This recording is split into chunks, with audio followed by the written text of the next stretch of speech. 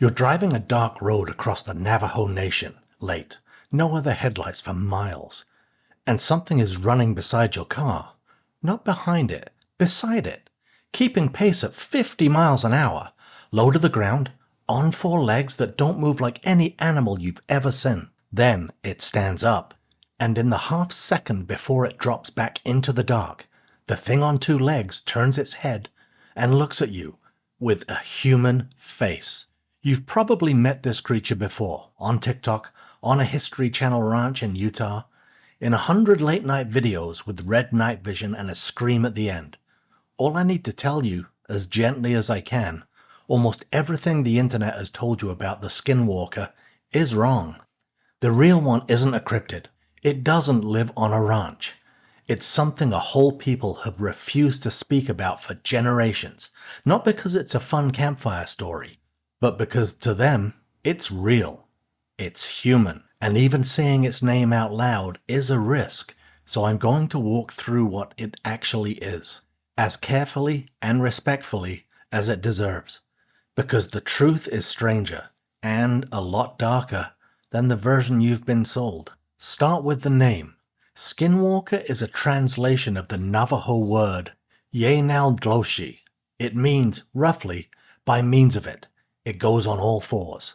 And that already tells you this isn't a beast.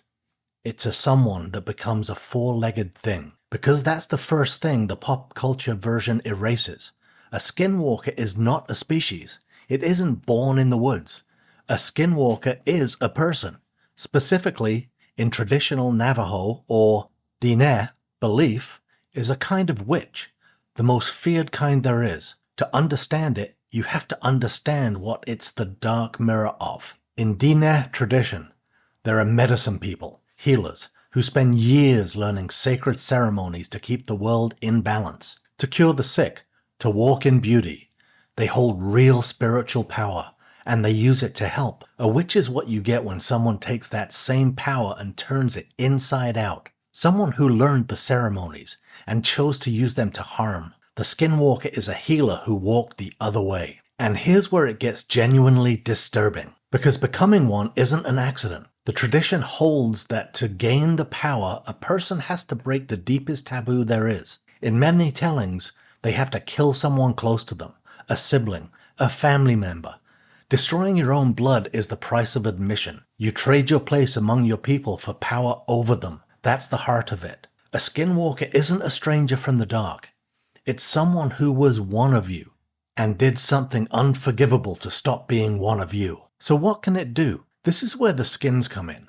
A skinwalker is said to wear the pelt of an animal, often a coyote, a wolf, a fox, sometimes a crow or an owl, and take on its shape and its speed. That's the thing pacing your car, not a wolf, not a man, but a person moving in a borrowed body, impossibly fast, able to cover ground no animal could, to climb, to vanish. But the pelts are only the surface. The abilities people describe are worse. They can mimic voices, the voice of someone you love, calling from outside in the dark, trying to get you to open the door. They can lock their eyes with you, and some say take control, even take your skin and become you. And the most feared weapon of all is a poison, a powder ground from the dead, from corpses and bones that a witch blows toward a victim or into their home. Where it lands, sickness follows, a wasting illness no doctor can explain. In a traditional community, an unexplained death, a run of bad luck, a child sick for no reason, these weren't always random. Sometimes they were evidence. Evidence that a witch was working against you. Which brings us to the thing that makes the Skinwalker different from almost every monster we talk about at this fire. Most legends, people love to tell. This one, people won't. In traditional Diné culture, you do not talk about skinwalkers. Not casually, not for fun, and above all, not at night. And not to outsiders. To describe one in detail is thought to risk drawing its attention. To name it can be to call it. Many Navajo people won't discuss the subject at all, and some are genuinely hurt that it's become entertainment. That silence is exactly why the outside world got the story so wrong. We were never really told it. We overheard pieces and filled in the rest with monster movies. Could you fight back? The tradition says yes, barely. Protection came through the healers, through ceremony, a sing that could turn a curse around, through white ash and prayer and sacred things set to guard a home. And there's one belief that echoes through a lot of witch traditions, that if you could learn the witch's true, full name and say it to their face, the evil would rebound, and within days they'd sicken and die of their own curse. But you had to know who they were first. And that was the trap. Because a skinwalker looked like anyone. It could be the person who smiled at you that morning. And that raises the obvious question.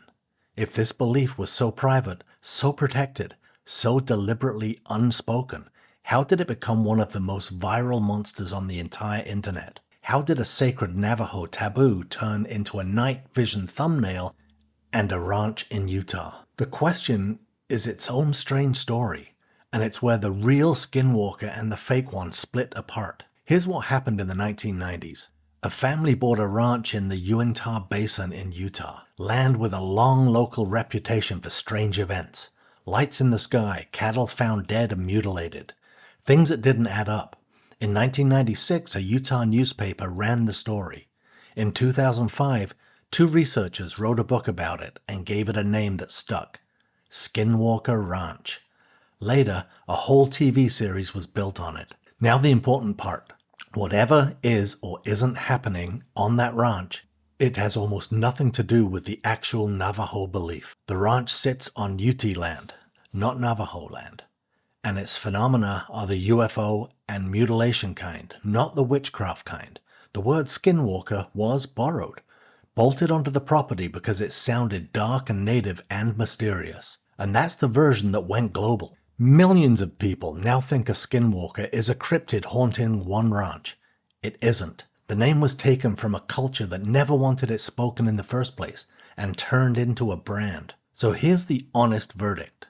The skinwalker is not something anyone has caught or filmed or proven, the ranch footage included. But unlike most of what we cover, it isn't really trying to be, because the skinwalker was never meant to be a monster you hunt.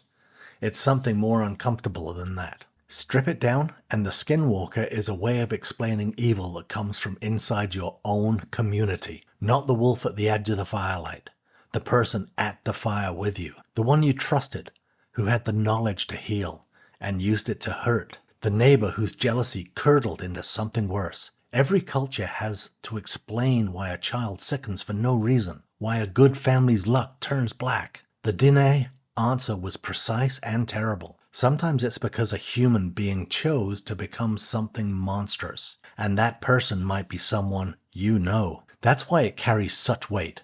Not the pelts, not the glowing eyes.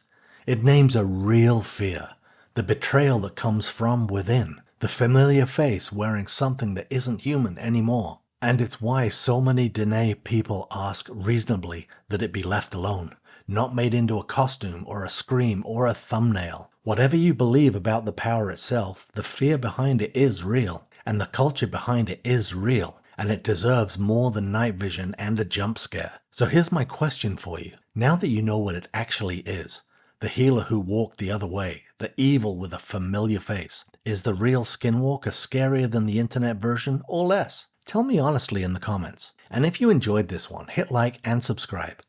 Because the darkest stories are almost never about the monster in the woods. They're about what a person can choose to become, and we're far from done dragging them into the firelight. Every legend starts at the fire. This one has always been told in whispers, and only ever with the lights on.